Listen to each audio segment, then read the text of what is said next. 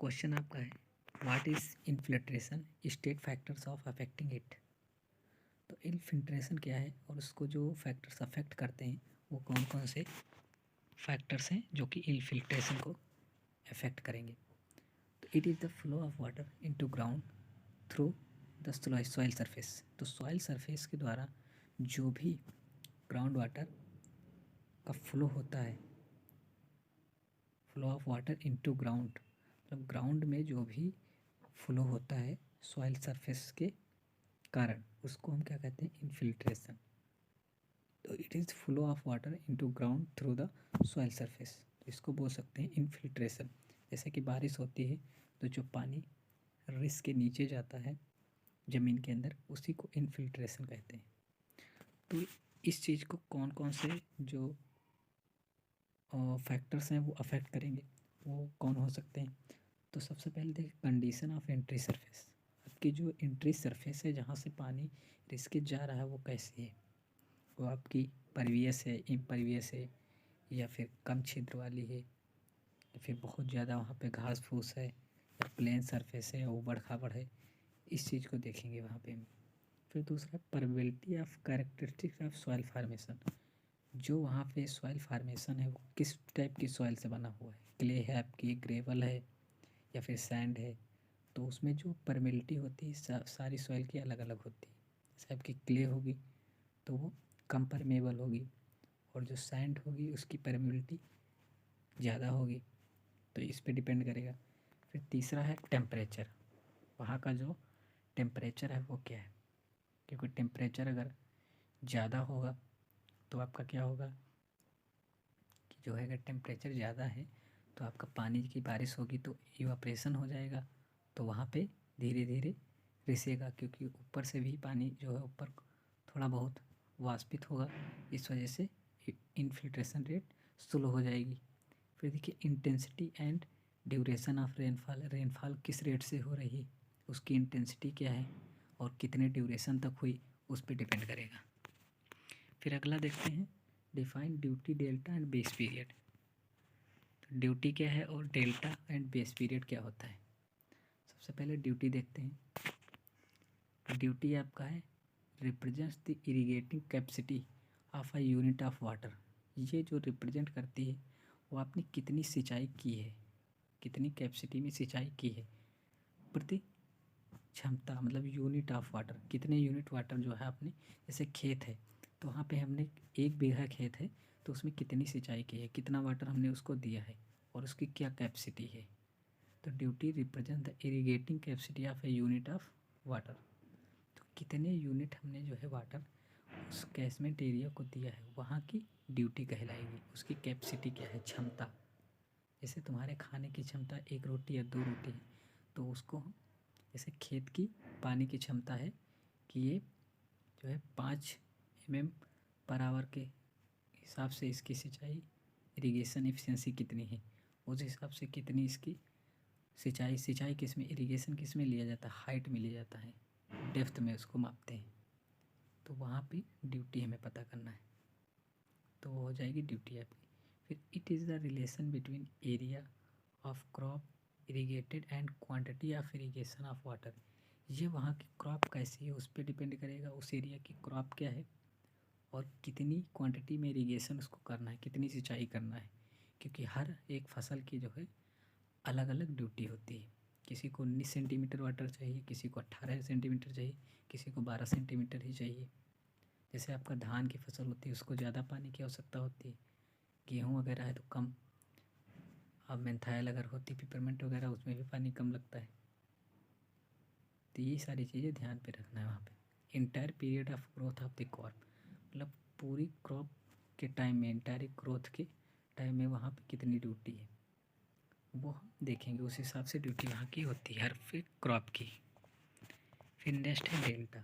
Delta होती है depth, simple बोल सकते हैं depth. Delta is the total depth of water required by crop during entire period. मतलब जितने टाइम तक पूरी फसल हुई, जैसे हमने बुआई से लेके कटाई तक, in the field and denoted by symbol delta. इसको डिनोट करते हैं डेल्टा से। तो एक फसल को हमने जितनी भी डेप्थ में पानी दिया है टोटल ड्यूरेशन में। Delta is the total depth of water required by crop during entire period of the crop is the field and denoted by delta. उसको हम डेल्टा बोलते हैं। ओके, समझ गए, पूरे पीरियड में जितनी भी सिंचाई करते हैं। फिर देखिए बेस पीरियड क्या होता है, नाम से ही समझ रहे हैं बेस पीरियड। बेस पीरियड मतलब जितने समय उसको हम पानी देते हैं वो समय बताना है आपको। ये डे में हो सकता है, आवर में हो सकता है।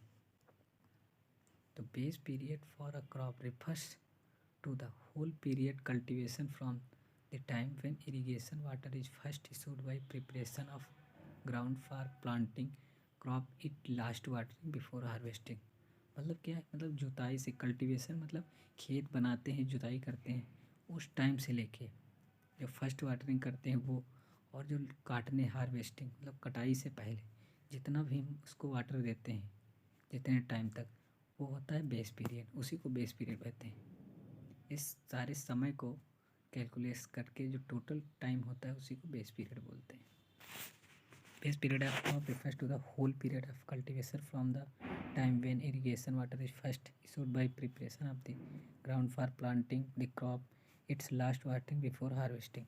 तो ये टोटल समय जो होता है इसको बेस पीरियड बोलते हैं। फिर देखिए what is the purpose of budget equation in hydrology. Budget equation इसमें पढ़ेंगे आप, तो उसका पर्पज क्या है।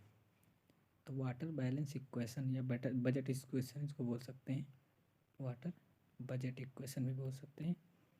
Use to describe the flow of water in and out of system. मतलब फ्लो ऑफ वाटर कितना इन हो रहा है, कितना इनपुट हो रहा है, कितना आउटपुट हो रहा है, उसको बैलेंस करने के लिए हाइड्रोलॉजी में हम इसका वाटर बजट इक्वेशन को यूज करते हैं। Flow of water in and out of the system, किसी भी सिस्टम पे कितना वाटर वो यूज कर रहा है, कितना बाहर कर रहा है, मतलब कितना जा रहा है, इनपुट और आउटपुट दोनों को बैलेंस करने के लिए। Right short note on global water budget. Global water budget पे आपको शॉर्ट नोट लिखना है। पहले total quantity of water world estimated about, पूरे विश्व में जो वाटर है वो है 1386 मिलियन 1386 मिलियन क्यूबिक किलोमीटर, या फिर एम किलोमीटर क्यूब इसको लिख सकते हैं। इतना वाटर है, जिसमें से जो है आपका ये देख सकते हैं 96.5 this water content in the ocean as saline water.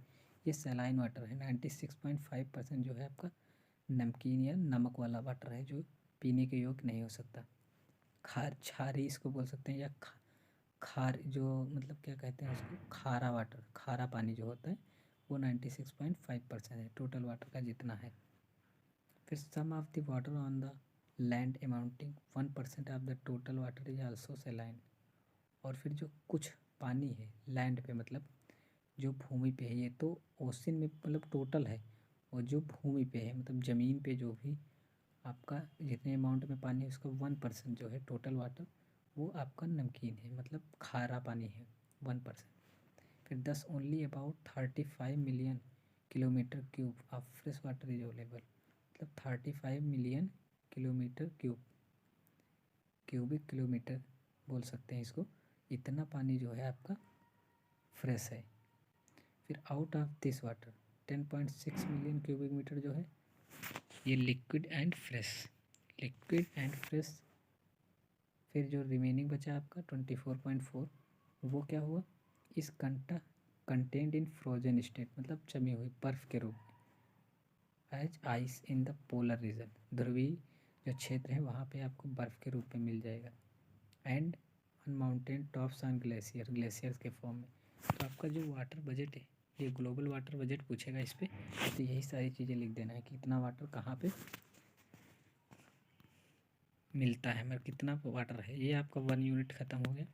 देखते हैं सेकेंड यूनिट। इसमें शॉर्ट क्वेश्चन है सारे आपके, इससे क्या होगा आपका रिवीजन हो जाएगा एक बार, फिर आप लॉन्ग आंसर कर सकते हैं।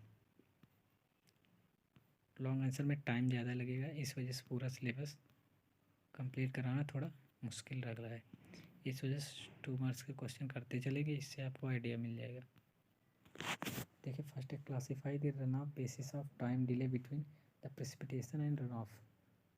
तो अब रन ऑफ को जो है टाइम डिले के बेसिस पे, मतलब कितनी देर में पानी आ रहा है, उसके बेसिस पे प्रेसिपिटेशन एंड रन ऑफ को, जो बेसिस ऑफ प्रेसिपिटेशन है रन ऑफ के, रन ऑफ को टाइप क्या है।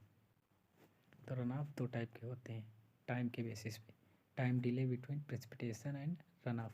प्रेसिपिटेशन और रन ऑफ के बीच में जो टाइम डिले हुआ है, डिले टाइम है, उसके बेसिस पे अगर बात करें दो कैटेगरी होती है, एक तो डायरेक्ट रन ऑफ, एक बेस फ्लो। ओके, फिर देखिए डिस्क्राइब डायरेक्ट रन ऑफ। अब डायरेक्ट रन ऑफ क्या होता है? Direct run of is that part of the run of which इंटर्स the steam immediately after the rainfall. मतलब तुरंत जो रेनफॉल हुई उसके बाद जो पानी आपका इंटर हुआ स्टीम्स में, include surface run off, prompt interflow, rainfall, surface of stream in case of snow melt. जो स्नो है वो मेल्ट हुई, resulting flow entering the stream also direct run off. ये सारी चीज़ें जो है डायरेक्ट रन ऑफ में ऐड कर ली जाती हैं। जो तुरंत आपकी बारिश हुई या फिर पानी पिघल के जो भी आया, बर्फ़ को पिघल के रेनफॉल के फॉर्म में, वो सारी चीज़ें आपकी डायरेक्ट रन ऑफ में आएंगी। फिर डिफाइन रन ऑफ कोफिशिएंट क्या होता है? Run of coefficient define the ratio of run of and rainfall. Run of upon rainfall इसको बोल सकते हैं। पी आर बाई पी के से डिनोट करते हैं रन ऑफ कोफिशिएंट को। तो आर इक्वल टू के पी होता है। तो आर जो है डायरेक्टली प्रोपोर्शनल होता है पी के। रन ऑफ जो है डायरेक्टली प्रोपोर्शनल होगा रेनफॉल के। तो के आपका कोफिशिएंट है, इसी को बोलते हैं रन ऑफ कोफिशिएंट। के इज इक्वल टू हो जाएगा आर बाई पी। फिर देखते हैं डिफाइन बेस फ्लो। अब जो दूसरा टाइप का आपका रन ऑफ का, वो आपका बेस फ्लो। बेस फ्लो क्या होता है? देखिए यहाँ पे delayed flow that reached steam, steam essentially ground water flow is called base flow. तो क्या होता है? Delayed flow that reaches steam essentially ground water. Ground water से जो थोड़ा लेट आता है, मतलब देरी से आता, पहुंचता है, इसेंशियली ज़रूरी रहता है ग्राउंड वाटर के लिए। ये जो है ग्राउंड वाटर के फॉर्म में यही यूज किया जाता है। मतलब जो पानी के अंदर, सॉरी पानी के अंदर बोल रहा हूँ, ज़मीन के अंदर जो जाता है वही बेस फ्लो कहा जाता है। क्योंकि हम यूज करते हैं, पीने के लिए भी यूज करते हैं, क्योंकि ये ग्राउंड वाटर होता है, धीरे धीरे रिस्क के जाता है। तो मैनी टाइम्स डिलेड इंटरफ्लो, मतलब इसमें बहुत ज़्यादा टाइम लगता है। Is also induced under this category, इसको बेस फ्लो बोलते हैं। कैरेक्टरिस्टिक्स ऑफ स्ट्रीम, स्ट्रीम की आपकी जो है कैरेक्टरिस्टिक बताना, फ्लो कैरेक्टरिस्टिक बताना है। तो rainfall characteristics such as magnitude, intensity, distribution according to time, space, its variability. Space पे डिपेंड करता है रेनफॉल कैरेक्टरिस्टिक्स। मैग्नीट्यूड क्या है वहाँ का, रेनफॉल की इंटेंसिटी क्या है, और डिस्ट्रीब्यूशन कैसे हो रहा है, वहाँ पे कोई ऑब्स्ट्रक्शन है तो डिस्ट्रीब्यूशन सही से नहीं हो पा रहा है, फिर टाइम कितना लग रहा है, स्पेस क्या है वहाँ पे, और इट्स वेरिएबिलिटी, बहुत सारे वेरिएबल इस पर डिपेंड करता है। फिर देखिए कैचमेंट कैरेक्टरिस्टिक्स, वहाँ का कैचमेंट कैसा है, सच है soil, land use, cover, slope, geology, shape and drainage density, ये सारी चीज़ें आपकी वहाँ पे जो है उस पर डिपेंड करता है कैचमेंट का। फिर देखिए क्लाइमेट फैक्टर्स कैसे हैं, इन्फ्लुएंस इवा ट्रांसपोरेशन, मतलब इवापो ट्रांसपोरेशन भी उस पर जो है इफ़ेक्ट करता है। इवापोरेशन से क्या होता है, जब पत्तियों में पानी रुक जाता है, वो वहाँ से जब टेम्परेचर, धूप वगैरह निकलती है तो वो पानी जो रुक जाता है पत्तियों में, ट्रांसपिरेशन, वो फिर वाष्पित होके उड़ जाता है, उसी को इवापो ट्रांसपोरेशन बोलते हैं। ये भी प्रभावित करता है इसको। फिर देखिए enumerate different method of computing the run of from catchment.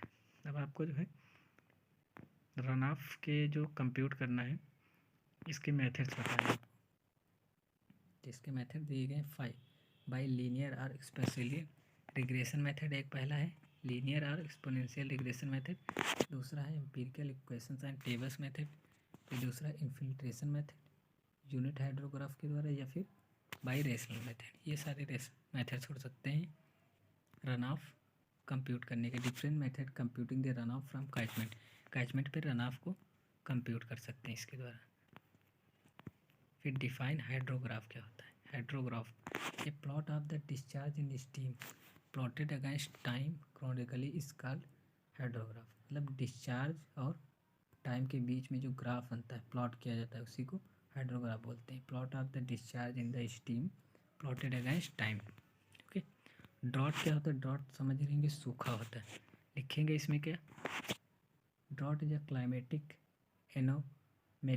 एनोमैली characterized, मतलब ये एक कैरेक्टरिस्टिक होती है by deficit supply of moisture. मतलब डेफिसिट सप्लाई ऑफ मॉइस्चर मतलब मॉइस्चर बहुत कम मात्रा में वहाँ पे प्रेजेंट होती है। इसमें भी result from subnormal rainfall over large regions causing below normal natural availability, मतलब जितनी वहाँ पे नेचुरल अवेलेबिलिटी चाहिए उससे भी नीचे रहता है वाटर का जो मॉइस्चर होता है।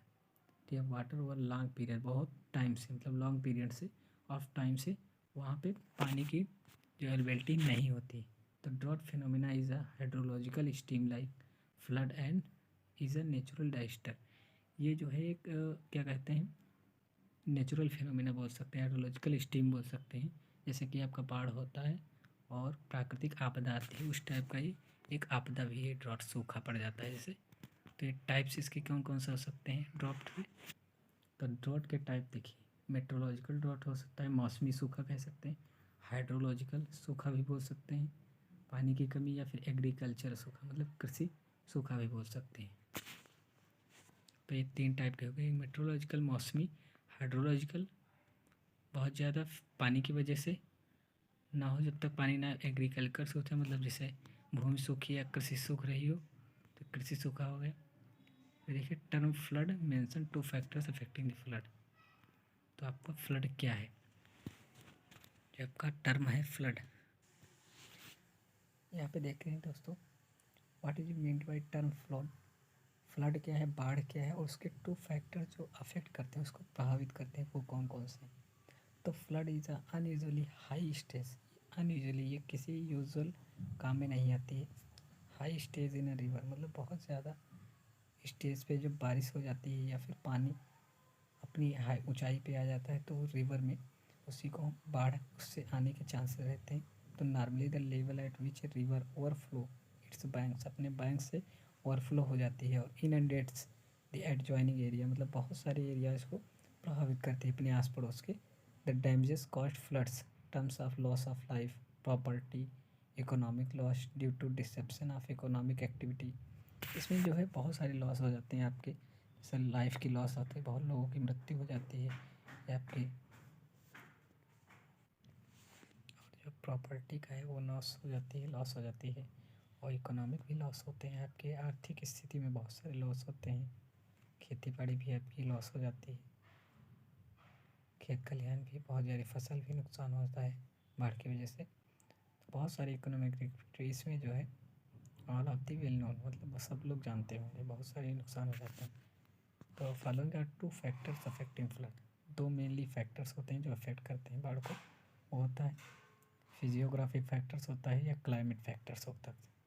फिजियोग्राफिक फैक्टर्स हम बोल सकते हैं जो फिजिकल आस पड़ोस की चीज़ें, फिजिकल चीज़ें हैं वो इसको प्रभावित करती हैं। क्लाइमेट मतलब मौसम की वजह से भी हो सकता है, भूकंप वगैरह आता है या बहुत ज़्यादा हाई विंड आती है उसकी वजह से भी बाढ़ आने के चांसेस रहते हैं, अर्थक्वेक वगैरह भी आता है, ये सारे क्लाइमेट फैक्टर हो सकते हैं इसमें। फिर देखिए explain factor affecting run of hydrograph. तो जो फैक्टर्स अफेक्ट करते हैं रन ऑफ हाइड्रोग्राफ के वो बताना है आपको। तो इसमें पहला रहता है बेसिन कैरेक्टरिस्टिक्स, जिसमें आपका shape, size, slope, nature of the valley, elevation, drainage वहाँ का कैसा है, ड्रेनेज डेंसिटी कैसी है, ये सारी चीज़ें बेसिन कैरेक्टरिस्टिक्स जो है अफेक्ट करती हैं रन ऑफ हाइड्रोग्राफ को। फिर दूसरा है इनफिल्ट्रेशन कैरेक्टरिस्टिक्स। इनफिल्ट्रेशन कैरेक्टरिस्टिक्स मतलब लैंड यूज्ड एंड कवर, उस कवर क्या है उसका, लैंड यूज़ कैसा है, soil type and geological condition कैसी हैं, lakes, swamps and other storage जो है वो कैसे हैं। फिर देखिए चैनल कैरेक्टरिस्टिक्स हो सकते हैं, चैनल के जो कैरेक्टरिस्टिक्स हैं वो अफेक्ट कर सकती हैं। क्रॉस सेक्शन हो गया, उसका रफनेस कैसा है चैनल का, स्टोरेज कैपेसिटी कैसी है, ये सारी चीज़ें अफेक्ट करती हैं रन ऑफ हाइड्रोग्राफ को। फिर देखिए 2.12 illustrate the climatic factors affect flood hydrograph. Flood hydrograph के कौन कौन से जो है क्लाइमेटिक फैक्टर्स अफेक्ट करते हैं। तो फ्लड हाइड्रोग्राफ को आपका स्टार्म कैरेक्टरिस्टिक हो सकती है, इसमें प्रेसिपिटेशन आएगा, इंटेंसिटी, ड्यूरेशन क्या है, मैग्नीट्यूड, मोमेंट ऑफ स्टॉर्म क्या है, और दूसरा है इनिशियल लॉस, थर्ड है इवापो ट्रांसपीरेशन। ये सारी चीज़ें आपको जो है यहाँ पे पता होनी चाहिए। फैक्टर्स अफेक्टिंग फ्लड हाइड्रोग्राफ, तो फ्लड हाइड्रोग्राफ को कौन अफेक्ट करेगा, और रन ऑफ हाइड्रोग्राफ को, ये चीज़ें पढ़ लेंगे आप। फिर देखिए enumerate essential components of hydrograph. तो कंपोनेंट्स ऑफ हाइड्रोग्राफ क्या है, तो following are the essential components of hydrograph. Number 1 है राइजिंग लिम्ब होता है, फिर क्रेस्ट सेगमेंट होता है, थर्ड होता है द रिसेशन लिम्ब होता है।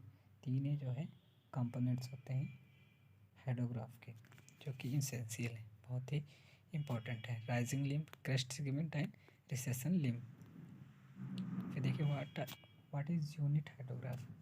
यूनिट हाइड्रोग्राफ क्या है, तो unit hydrograph defined the hydrograph of direct run off resulting from 1 unit depth. जो डायरेक्ट रन ऑफ आपका मिला है 1 यूनिट डेप्थ पे, rainfall excess occurring uniformly over basin, basin में बढ़ रहा है, एक्सेस हो रहा है एट यूनिफॉर्म रेट से, स्पेसिफाइड ड्यूरेशन टी आवर्स, मतलब कितने टाइम में जो है, कितने ड्यूरेशन में, मान लीजिए टी आवर्स में वो एक्सेस हुआ, कितना एक्सेस हुआ, उसकी डेप्थ क्या है डायरेक्ट रन ऑफ की, वही होता है यूनिट हाइड्रोग्राफ में हम पता करते हैं। यूनिट हाइड्रोग्राफ बताता है हमको, defined as the hydrograph of direct run off resulting from 1 unit depth, 1 unit depth पे या फिर 1 centimetre rainfall excess occurring uniformly over the basin, uniform rate से बेसिन में स्पेसिफाइड होता है कितने आवर्स में जो है कितने सेंटीमीटर डेप्थ में रेनफॉल हुआ है, उसी हम जानते हैं यूनिट हाइड्रोग्राफ के द्वारा। तो the term unit here refers the unit depth. जो यूनिट हाइड्रोग्राफ है, यूनिट से मतलब यूनिट डेप्थ, मतलब 1 centimetre depth, rainfall excess which usually taken is 1 centimetre, तो 1 सेंटीमीटर डेप्थ लिया जाता है इसमें यूनिट हाइड्रोग्राफ में। देखिए enumerate the factors affecting the run of. Run of को जो फैक्टर्स अफेक्ट करते हैं वो बताना है आपको। तो इसमें सबसे पहले देखिए प्रेसिपिटेशन कैरेक्टरिस्टिक्स क्या है वहाँ की, shape size of the catchment कैसा है, टोपोग्राफी कैसी है वहाँ की, उबड़ खाबड़ है या प्लेन है। फिर देखिए हिली एरियाज है, कैसा वहाँ का है, उस पर रन ऑफ डिपेंड करेगा। फिर जियोलॉजिकल कैरेक्टरिस्टिक्स वहाँ की कैसी हैं, ये सारी चीज़ें वहाँ की डिपेंड करती हैं, रन ऑफ पे अफेक्ट करेंगी। फिर देखिए यहाँ पे देखेंगे limitations of unit hydrograph. Limitation क्या क्या है हाइड्रोग्राफ की, तो सबसे पहला है precipitation must be from rainfall only. जो प्रेसिपिटेशन होता है वो जरूरी मस्ट बी फ्रॉम, मतलब रेनफॉल, प्रेसिपिटेशन कहाँ से है, रेनफॉल से ही लिया जाता है प्रेसिपिटेशन। ये एक चीज़ है यहाँ पे, एक लिमिटेशन है, और किसी चीज़ का नहीं ले सकते। जैसे कि रेनफॉल होगा तभी प्रेसिपिटेशन हो जाएगा। अब रेनफॉल की जगह और कुछ अगर हो रहा है, बारिश हो रही है किसी अदर फॉर्म में, तो वहाँ पे हम उसका मेजरमेंट यूनिट हाइड्रोग्राफ में नहीं कर सकते। फिर देखिए the catchment should not have unusually large storage in terms of tanks, ponds, large flood bank storage. सीधा मतलब ये है कि बहुत ज़्यादा जो है लार्ज स्टोरेज के लिए ये यूज़फुल नहीं है। Which affect the linear relationship between storage and discharge, तो ये अफेक्ट करेगा लीनियर रिलेशनशिप को स्टोरेज और डिस्चार्ज के बीच में, ये अनयूजुअली है बड़े स्टोरेज के लिए। ओके, फिर देखिए if the precipitation is decided by non uniform, अगर प्रेसिपिटेशन नॉन यूनिफॉर्म है, unit hydrograph can not be expected to give good result. अगर यूनिफॉर्म रेट से प्रेसिपिटेशन नहीं हो रहा है तो जो यूनिट हाइड्रोग्राफ है वो इससे मतलब अच्छे रिजल्ट नहीं मिलेगी, मतलब सही तरीके से हम रेनफॉल का जो मेजरमेंट है वो नहीं कर सकते। फिर देखिए give methods of derivation of unit hydrograph different duration. इसकी मेथड बताना है यूनिट हाइड्रोग्राफ के डिफरेंट ड्यूरेशन पे कौन कौन से मेथड हो सकते हैं। तो देखिए मेथड ऑफ सुपरवाइजेशन है, एक एस कर्व मेथड है, तो ये मेथड हम पढ़ेंगे, इस पर न्यूमेरिकल भी आता है। मेथड ऑफ सुपरवाइजेशन कहाँ पे यूज करते हैं और एस कर्व कहाँ पे यूज करते हैं, इनके दोनों का अलग अलग यूज रहता है। एक फ्रैक्शन के लिए यूज होता है, एक डिजिट के लिए, मतलब नॉन फ्रैक्शन डिजिट के लिए, जैसे आपका 3/4 हो गया वहाँ पे यूज किया जाएगा, और जैसे 4 हो गया, 6 हो गया, 5 हो गया, ऐसे में अगर आती है जो मतलब पॉइंट में होगा वो एक मेथड यूज करता है, एक पूरी फुल डिजिट के लिए यूज किया जाता है। विदाउट फ्रैक्शन के लिए। आगे पढ़ेंगे what are the uses of unit hydrograph. तो यूनिट हाइड्रोग्राफ के यूज़ क्या हैं। Finally are the unit hydrograph uses दिए गए यहाँ पे देख सकते हैं। The development of flood hydrograph for extreme rainfall magnitude for use design hydraulic structure. Hydraulic structure में जो रेनफॉल मैग्नीट्यूड को मेजरमेंट करने के लिए वहाँ पे हम यूज करते हैं यूनिट हाइड्रोग्राफ का, एक्सट्रीम रेनफॉल को। दूसरा extension of flood flow record based on the rainfall records. Flood flow records जो बनाए जाते हैं रेनफॉल रिकॉर्ड्स के बेसिस पे, extension of flood flow records वहाँ पे यूज किया जाता है इसका। देखिए डेवलपमेंट ऑफ फ्लड फोरकास्टिंग, बाढ़ की जो फोरकास्टिंग की जाती है, कितनी बाढ़ कहाँ पे हुई है, कब कब हो सकती है, अनुमान लगाया जाता है। उसके डेवलपमेंट के लिए हम किसका यूज करते हैं, warning system based on the rainfall. Rainfall के जो वार्निंग सिस्टम होते हैं उसमें यूज करते हैं कि कब मतलब बारिश होगी, उसके लिए भी यूज करते हैं इसका। फिर अगला है define synthetic unit hydrograph. Synthetic unit hydrograph क्या होता है,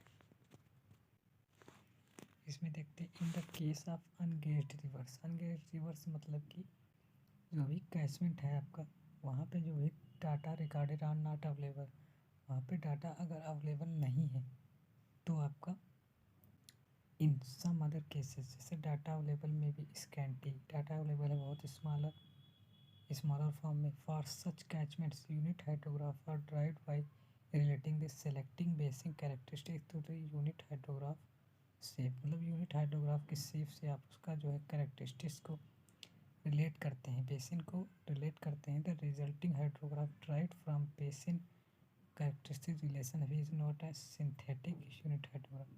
मतलब ये सिंथेटिक यूनिट हाइड्रोग्राफ वो होता है जिसको हम डायरेक्ट नहीं निकाल सकते, मतलब रिकॉर्डेड डाटा को नहीं रिकॉर्ड सकते, नॉट अवेलेबल।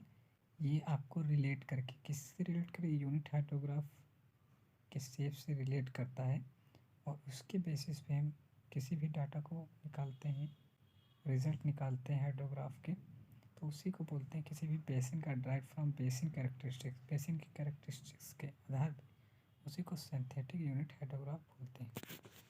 तो ये यूनिट हाइड्रोग्राफ का ही पार्ट है सिंथेटिक यूनिट हाइड्रोग्राफ। इसका हम यूज करते हैं जैसे कैचमेंट्स यूनिट हाइड्रोग्राफ का drive from selected basin characteristics से, जो भी यूनिट हाइड्रोग्राफ शेप का है उसके रिलेट करके हम इसका यूनिट हाइड्रोग्राफ निकाल लेते हैं, तो इसी को सिंथेटिक यूनिट हाइड्रोग्राफ बोलते हैं। ओके, अब हम अगले वीडियो में नेक्स्ट यूनिट करेंगे। तो भाई लोग जो भी नए इस चैनल को सब्सक्राइब कर लीजिए और बेल आइकन को प्रेस कर दीजिएगा, जो भी नोटिफिकेशन आएगी आप तक पहुंच जाएंगी, जो भी जितने भी वीडियो अपलोड होंगे। और अपनी तैयारी करते रहिए अच्छे से, न्यूमेरिकल वगैरह भी कर लीजिए, उसे टाइम जितना मिलेगा वो मैं करा दूंगा। बाकी फुल डिपेंड ना रहिए कि सारा मैं कराऊंगा, क्योंकि टाइम नहीं मिलता है पूरा, और बहुत सारे चैप्टर रहते हैं, तो इस वजह से दिक्कत आती है। जितना हो पाएगा उतना मैं करा दूंगा। ओके, पूरा कोशिश करूँगा पूरा करा दूँ। न्यूमेरिकल भी कराऊँगा, एस कर्व मेथड के हैं जैसे, उसके न्यूमेरिकल भी मैं कराऊँगा। ओके, थैंक यू दोस्तों। वीडियो को फुल वॉच करें, फुल देखिए, अच्छा लगे तो लाइक करिए और अपने फ्रेंड्स में शेयर करिए।